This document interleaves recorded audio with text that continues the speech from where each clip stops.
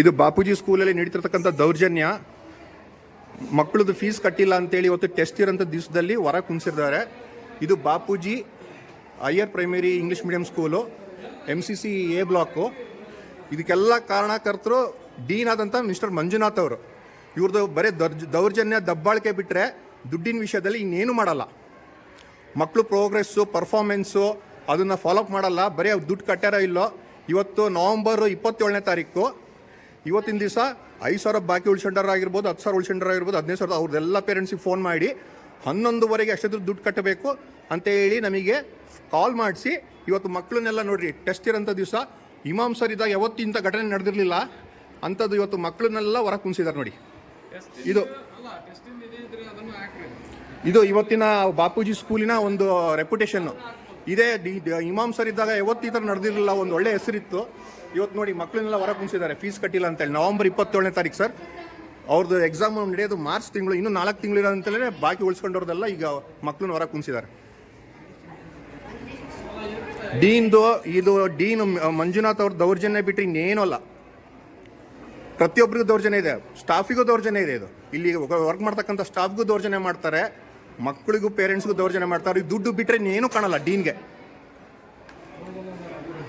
ಒಳಗೆ ಇರ್ಬೋದು. ಇದು ಒಂದು ಸ್ವಲ್ಪ ಸರ್ ಬರ್ರಿ ಮೀಡಿಯಾದವರು. ಪುಟ ಫೀಸ್ ಕಟ್ಟಿಲ್ಲ ಅಂತ ನಿಮ್ಮ ಹೊರಗೆ ಕುಣಿಸಿದಾರಾ ನೋಡಿ. ಇದು ಮಕ್ಕಳು ಹೇಳ್ತಿರತಕ್ಕಂಥ ಇದು ಉತ್ತರ. ಫೀಸ್ ಕಟ್ಟಿಲ್ಲ ಅಂಥೇಳಿ ಇವತ್ತು ಡೀನ್ ಮಂಜುನಾಥ್ ಅವರು ಅವರ ಇನ್ಸ್ಟ್ರಕ್ಷನ್ಸ್ ಪ್ರಕಾರ ಮಕ್ಕಳನ್ನೆಲ್ಲ ಇವತ್ತು ಟೆಸ್ಟ್ ಇದೆ, ಅವ್ರನ್ನೆಲ್ಲ ಹೊರ ಕುಣಿಸಿದ್ದಾರೆ. ಇಲ್ಲಿ ನೋಡಿ ರೂಮಲ್ಲಿ ಕುಣಿಸಿರೋದು ನೋಡಿ, ಮಕ್ಕಳನ್ನೆಲ್ಲ ಈ ಥರ ಕುಣಿಸಿದ್ದಾರೆ ಫೀಸ್ ಕಟ್ಟಿಲ್ಲ ಅಂತೇಳಿ. ಇದು ಡೀನ್ ಅವರ ಒಂದು ಸಜೆಷನ್ ಮೇಲೆ, ಅವರ ಒಂದು ಇನ್ಸ್ಟ್ರಕ್ಷನ್ ಮೇಲೆ ನಡೆದಿರ್ತಕ್ಕಂಥ ಘಟನೆ. ಇಡೀ ಕರ್ನಾಟಕದಲ್ಲೇ ಇದು ನಡೆದಿಲ್ಲ ಅಂಥದ್ದು. ಕರ್ನಾಟಕದಲ್ಲಿ ಅದರಲ್ಲೂ ದಾವಣಗೆರೆ ಬಾಪೂಜಿ ಪ್ರೈಮರಿ ಸ್ಕೂಲಲ್ಲಿ ನಡೆದಿರ್ತಕ್ಕಂಥ ಘಟನೆ. ಪುಟ್ಟ ನಿಮ್ಮನ್ನೆಲ್ಲ ಫೀಸ್ ಕಟ್ಟಿಲ್ಲ ಅಂತ ಹೊರ ಕುಣಿಸಿದಾರಪ್ಪ. ಗೊತ್ತಿಲ್ಲ, ನಿಮ್ಗೆ ಗೊತ್ತಿಲ್ವಲ್ಲ? ಓಕೆ, ಅಲ್ಲ ಹೊರ ಹೇಳಿದರು. ಇದು ಇವತ್ತು ನೋಡಿ ಪಾಠನೇ ಮಾಡಿಲ್ಲ ಇವರು. ಇವರಿಗೆ ದುಡ್ಡು ಇಂಪಾರ್ಟೆಂಟ್, ಪಾಠ ಮಕ್ಕಳು ಭವಿಷ್ಯ ಇಂಪಾರ್ಟೆಂಟ್ ಅಲ್ಲ.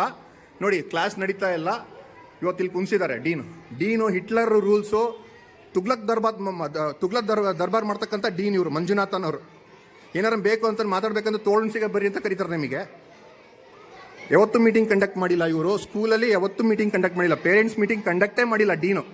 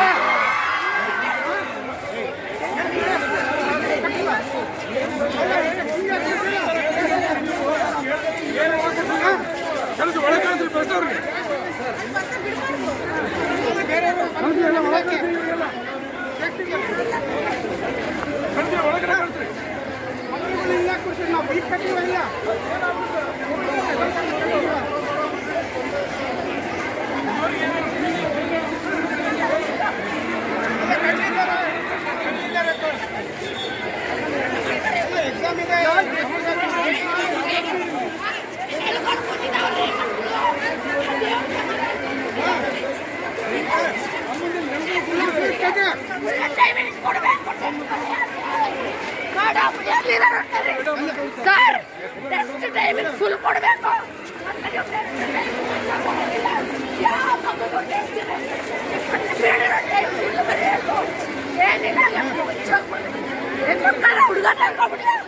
ಮಕ್ಕಳು ಭವಿಷ್ಯ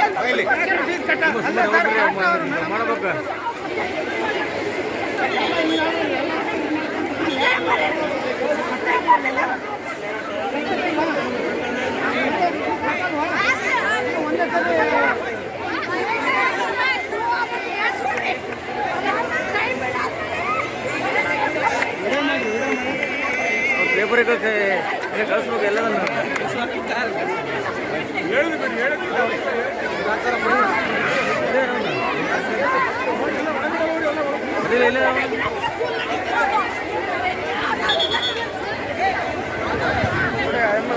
ಏನಂದ್ರೆ ಒಟ್ಟು ಕೈ ಬರೀ ಫೋನಲ್ಲೇ ಇರ್ತಾರೆ.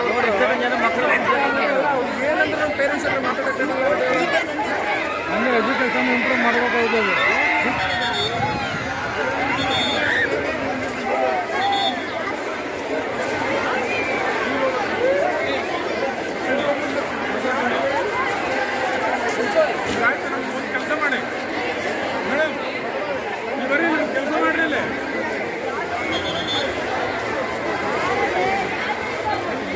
ಮೇಡಮ್ ನೀವು ಹೊರಟೋಗ್ರಿ.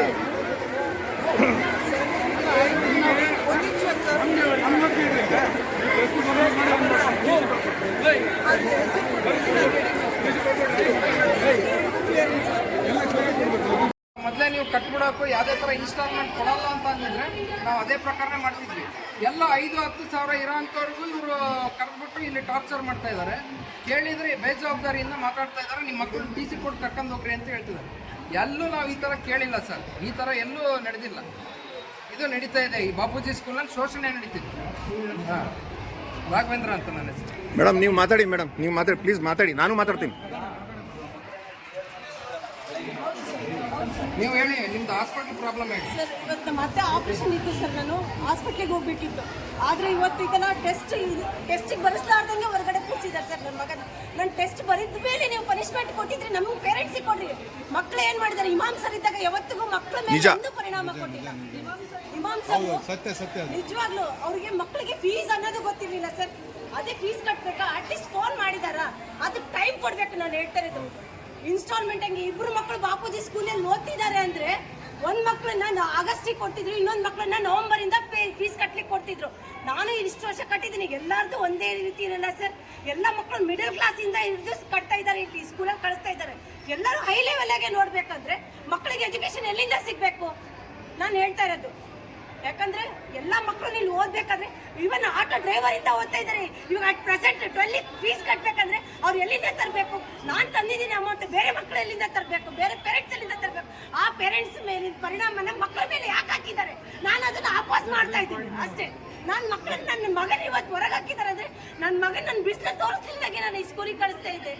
ಬೇರೆ ಟೀಚರ್ಸ್ನೆಲ್ಲ ನಾನು ಅಪ್ರಿಷಿಯೇಟ್ ಮಾಡಿದೆ. ಇವತ್ತು ನನ್ನ ಮಗನ ಹೊರಗಡೆ ಕೂರಿಸಿದ್ದಾರೆ ಅಂದರೆ ಅದನ್ನ ನನಗೆ ಭಾಳ ಅಂದರೆ ತುಂಬ ಮನಸ್ಸಿಗೆ ನನಗೆ ನೋವು ಆಗ್ತಾ ಇದೆ.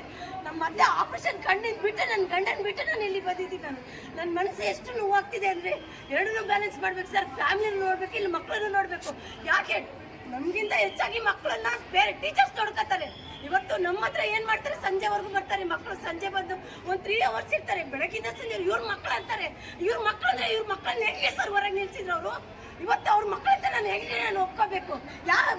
ಇದ್ರ ಮೇಲೆ ನಾನು ಗ್ಯಾರಂಟಿ ಮೇಲೆ ಮಕ್ಕಳನ್ನ ಸ್ಕೂಲಿಗೆ ಕಳಿಸ್ತೀನಿ. ನಾನು ಒಪ್ಪೋದಿಲ್ಲ ಸರ್. ಅದನ್ನ ಫೀಸ್ ಕಟ್ಟಲಿಕ್ಕೆ ನಮಗೆ ಟೈಮ್ ಕೊಡಬೇಕಿತ್ತು. ದುಡ್ಡಿದೆ, ಬಟ್ ಟೈಮ್ ಬೇಕಿತ್ತು. ಬರೋವರೆಗೂ ಪೇಷನ್ಸ್ ಇಲ್ಲ. ಅದನ್ನ ನಾನು ಹಿಂಗೆ ಮಾಡಿ ಸರ್. ಮಂಜುಳಾ ರಾಘವೇಂದ್ರ ಅಂತೇಳಿ. ಮಾತಾಡಿ, ಒಬ್ಬೊಬ್ಬರೇ ಮಾತಾಡಿ ಸರ್, ಪ್ಲೀಸ್ ಮಾತಾಡಿ ಸರ್. ಮಾತಾಡಿ. ಮಕ್ಕಳು ಮನಸ್ಸಿನ ಮೇಲೆ ಆಗ್ತಿರೋ ಪರಿಣಾಮ ಹೇಳಿ. ತುಂಬಾ ಪರಿಣಾಮ ಬೀರಿದೆ ಸರ್. ಇದು ನೀವು ಕಂಪ್ಲೀಟ್ ಎಪಿಸೋಡ್ ಹಾಕ್ಬೇಕು ಸರ್. ನೀವು TV 18 ಹೇಳ್ತೀನಿ. 2020 ಅಬೂಬಕರ್ ಸಿದ್ದಿಕ್ ಅಂತ ಮಗು ಸೆಕೆಂಡ್ ಸ್ಟ್ಯಾಂಡರ್ಡಲ್ಲಿ ಸ್ಟಡಿ ಮಾಡ್ತಿತ್ತು. ಅದರ ನಂತರ ಏನಾಯಿತು, 21% ಎಕನಾಮಿಕಲಿ ತುಂಬ ಅವ್ರಿಗೆ ಫೈನಾನ್ಷಿಯಲಿ ಪ್ರಾಬ್ಲಮ್ ಬಂದಿದ್ದಕ್ಕೆ ಮಗು ಇಲ್ಲಿವರೆಗೂ ಶಾಲೆಗೆ ಕಳಿಸಿಲ್ಲ. 21, 22, 23 ಕಳಿಸಿಲ್ಲ. ಅದು ಡ್ರಾಪರ್ ಸ್ಟೂಡೆಂಟು. ಇವರು ಅವ್ರು ಫೀಸ್ ಕಟ್ಟಿಲ್ಲ, ಎಂಥದಿಲ್ಲ, ಏನೂ ಇಲ್ಲ ಅಂತ ಇಲ್ಲಿಗೈತಲ್ಲ ಅವ್ರು TC ಕೇಳ್ತಿದ್ದಾರೆ. ಅವ್ರ ಮಗು ಅಂತೂ ಬಂದೇ ಇಲ್ಲ ಶಾಲೆಗೆ. ಇಲ್ಲಿಂದ 2021 ಟೋಟಲಿ ಬಂದಿಲ್ಲ ಶಾಲೆಗೆ. ಆ ಮಗುನ ಅವ್ರು ಈಗಿದಲ್ಲ ಮದ್ರಸಾ ಬಿಟ್ಟಿದ್ರು, ಈಗಿದಲ್ಲ ಶಾಲೆಗೆ ಸೇರಿಸ್ಬೇಕಂತ 6ನೇ ಕ್ಲಾಸಿಗೆ TC ಕೊಟ್ರಿ ಅಂತ ಇವ್ರು ಇದೆಲ್ಲ ಊರಿಗೆ permission to grant next great schools. ಹೌದಾ? ಯಾರು ಇವ್ರಿಗೆ ಅನುಮತಿ ಕೊಟ್ಟರು? ಆ ಹುಡುಗನಿಗೆ 3ರಿಂದ 4-5 ಶಾಲೆಗೆ ಬರಲಿಲ್ಲ ಹುಡುಗ. ಆದ್ರೂ ಪ್ರಮೋಟ್ ಮಾಡಿದ್ದಾರೆ. ಕಂಟಿನ್ಯೂಷನ್ ಏನ್ ಮಾಡಿದ್ದಾರೆ? ಆ ಹುಡುಗ 3ನೇ ತರಗತಿಗೆ ಬಂದಿಲ್ಲ, 4ನೇ ತರಗತಿ, 5ನೇ ತರಗತಿಗೆ ಬಂದಿಲ್ಲ, 6ನೇ ತರಗತಿಗೆ ಬಂದಿಲ್ಲ. Is A dropper student. ಆದ್ರೆ ಇವರು ಪ್ರಮೋಟ್ ಮಾಡ್ಕೊಂಡಿದ್ದಾರೆ. ಆ ಮಕ್ಕಳು ಐತಲ್ಲ ಪೇರೆಂಟ್ಸು ಅವರು ಇಲ್ಲಿಟ್ರೇಟ್ ಪೀಪಲ್ಸ್ ಇದ್ದಿದ್ದಕ್ಕೆ ಬಂದು TC ಕೇಳಿದ್ದಕ್ಕೆ ನಿಮ್ಮ ಮಗು ಬರಲಿಲ್ಲ ಅಂದ್ರೆ ಅಷ್ಟೇ 1,20,000 ರೂಪಾಯಿ ಕಟ್ಟಿದ್ರೆ ಮಾತ್ರ ನಿಮ್ಮ ಮಗು TC ಕೊಡ್ತೀವಿ ಅಂತಾರೆ. BO ಕೇಳಿದ್ರೆ BO ಅಂತಾರೆ ಆ ಶಾಲೆಗಂತೂ ನಾವು ಯಾವತ್ತು ರೈಸಾಗಿ ಮಾತಾಡೋಕ್ಕಾಗಲ್ಲ ಅಂತಾರೆ. ಯಾರ DDP ಹೇಳಿದ್ರೆ DDP ತಗೊಳಲ್ಲ. ಆದರೆ ಆ ಹುಡುಗನ ಭವಿಷ್ಯ ಏನೀಗ? ಈ ಥರ ಎಲ್ಲ ಐತಲ್ಲ ಅನುಮತಿ ಇಡ್ದಂಗೆ, ಪರ್ಮಿಷನ್ ಪೇರೆಂಟ್ಸ್ ಇದ್ದಂಗೆ ಈ ಥರ ಎಲ್ಲ ತುಂಬ ತೊಂದರೆ ಒಳಪಡ್ತಾ ಇದ್ದಾರೆ ತಂದೆ ತಾಯಿಗಳೆಲ್ಲ. ಅವ್ರಿಗೆ ಇದಕ್ಕೆ ಸುಮ್ಮನೆ ಪ್ಲೀಸ್ ಇಂಥ ರೆಪ್ಯುಟೇಟೆಡ್ ಶಾಲೆಯಲ್ಲಿ ಇದ್ಮೇಲೆ ಈಗ ನೀವು ಆಯ್ತು ಜನ ಸಮಾಜ ಕಡೆಯಿಂದಲೇ ನೀವು ಬಂದಿರೋದು ಈ ಸ್ಥಾನಕ್ಕೆಲ್ಲ. ಹಾಗಾಗಿ ಅವ್ರಿಗೆ ಸಹಕಾರ ಕೊಡಿ. ಫೀಸನ್ನು ಇನ್ಸ್ಟಾಲ್ಮೆಂಟ್ ಇರುತ್ತೆ. ಅದು ಇವತ್ತಿಲ್ಲ ನಾಳೆ ಆರ್ಥಿಕವಾಗಿ ಹೆಚ್ಚು ಕಡಿಮೆ ಅಪ್ ಡೌನ್ ಆಗ್ತಾ ಇರೋದು ಪೇರೆಂಟ್ಸಲ್ಲಿ. ಕಟ್ತಾರೆ. ಆದರೆ ಮಕ್ಕಳು ಭವಿಷ್ಯ ಜೊತೆ ಆಟ ಆಡಬೇಡಿ. ಹೌದಾ? ಮಕ್ಕಳಿಗೆ ಎಮೋಷನಲ್ ಆಗಿಬಿಟ್ರೆ, ಪೇರೆಂಟ್ಸ್ ಎಮೋಷನಲ್ ಆದರೆ ಮಕ್ಕಳು ಸಹ ಎಮೋಷನಲ್ ಆಗ್ತಾರೆ. ಆದಾಗ ಏನಾಗುತ್ತೆ, ಆ ಇಲ್ಲಿ ರಿಲೇಟೆಡ್ ಇದ್ದಿದ್ದಕ್ಕೆ ಏನಾಗುತ್ತೆ, ರೆಸ್ಪಾನ್ಸಿಬಿಲಿಟಿ ಮಕ್ಳಿಗೂ ಆಗುತ್ತೆ, ತಂದೆ ತಾಯಿಗೂ ಇದ್ದೇ ಇರ್ತದೆ. ಅದು ಸಂಸ್ಥೆ ಹೆಸರು ಮಾತ್ರ ಕೆಡ್ಸ್ಕೋಬೇಡಿ, ದಯಮಾಡಿ ಸಂಸ್ಥೆ ಹೆಸರು ಮಾತ್ರ ಕೆಡ್ಸ್ಕೋಬೇಡಿ. ಯಾಕಂದ್ರೆ ಹಳೆ ಕಾಲದಿಂದಲೂ ಬಾಪೂಜಿ ಸಂಸ್ಥೆ ಅಂತ ಹೇಳಿದ್ರೆ, ನಾವೆಲ್ಲ ಓದಿರೋ ಟೈಮಲ್ಲೆಲ್ಲ ಇಮಾಮ್ ಸಾಬ್ರು ಅಂತ ಹೇಳಿದ್ರೆ ಅಷ್ಟು ಗೌರವ ಇತ್ತು ಶಾಲೆಗೆ. ಹೌದಾ? ಬರೀ ಒಂದು ಮಾತು ಹೇಳಿದ್ರೆ ಜನ ಇದ್ರೆ ಏನಾರು ಒಂದು ಅಡ್ಜಸ್ಟ್ಮೆಂಟ್ ಮಾಡ್ಕೊಂಡು ಬರೋದು. ಆದ್ರೆ ಈ ತರ ಪನಿಷಬಲ್ ಇರಲಿಲ್ಲ ಇಮಾಮ್ ಸಾಬ್ ಇದ್ದಾಗ. ಮಕ್ಕಳನ್ನ ಆಯ್ತು ಹೊರಗಡೆ ಹಾಕೋದು, ಈಚೆಗೆ ಹಾಕೋದು, ಆ ಥರ ಎಲ್ಲ ಇರಲಿಲ್ಲ. ದಯಮಾಡಿದ್ದಲ್ಲ ಮಕ್ಕಳಿಗೆ ಅನುಕೂಲ ಮಾಡ್ಕೊಡಿ, ಪೇರೆಂಟ್ಸ್ಗೆ ಅನುಕೂಲ ಮಾಡ್ಕೊಡಿ. ಪೋಷಕರು ಇದ್ದಾರ ಯಾವ ಪರಿಸ್ಥಿತಿ ಇರ್ತಾರೋ ಗೊತ್ತಿಲ್ಲ, ತೊಂದರೆಯಲ್ಲಿ ಇರ್ತಾರೋ, ಆದರೆ ಅನುಕೂಲ ಮಾಡ್ಕೊಡಿ ದಯಮಾಡಿ. ಸರ್ ನನ್ನ ಹೆಸರು ರಿಹಾನ್ ಶರೀಫ್ ಅಂತ. ಮೇಡಮ್ ನೀವು ಮಾತಾಡಿ. ಕರ್ಕೊಂಬಂದಿದ್ದಾರೆ ನೋಡಿ ಹೊರಗೆ. ಇದು ನೀವು ರೆಕಾರ್ಡ್ ಮಾಡಿ, ಮಗುದು ರೆಕಾರ್ಡ್ ಮಾಡಿ. ಮಾಡಿ ಒಂದು ನಿಮಿಷ ನಿಂತ್ಕೊಳ್ಳಿ, ಇಲ್ಲ ನಿಂತ್ಕೊಳ್ಳಿ, ನಿಮಿಷ ನಿಂತ್ಕೊಳ್ಳಿ, ಹೇಳ್ತೇನೆ ಒಂದೇ ನಿಮಿಷ. ಆಮೇಲೆ ಮಗು ತೋರಿಸ್ಲಿ ಅವರು. ಮಾತಾಡ್ರಿ. ಸರ್ ಇವ್ರು ಅಮ್ಮರು ಮಾತಾಡ್ತಾರೆ, ಒಂದು ಸ್ವಲ್ಪ ರೆಕಾರ್ಡ್ ಮಾಡ್ಕೊಳ್ಳಿ. ಅಲ್ಲ ಇವರೊಬ್ಬರು ಮಾತಾಡ್ತಾರೆ ಸರ್, ನೀವು ಮಾಡ್ಕೊಳ್ಳಿ ದಯವಿಟ್ಟು. ಯಾಕೊತ್ತಾ ಇದು ಭಾಳ ವರ್ಷದ ಪೆಂಡಿಂಗ್ ಇದೆ. ನಾವು ಮೀಡಿಯಾದಲ್ಲಿ ಅವಾಗೇ ಕರಿಬೇಕಂತಿದ್ದೀವಿ. ಇಲ್ಲಿ ನಂಬರ್ ಇಲ್ಲ. ಇವ್ರೊಬ್ರದ್ದು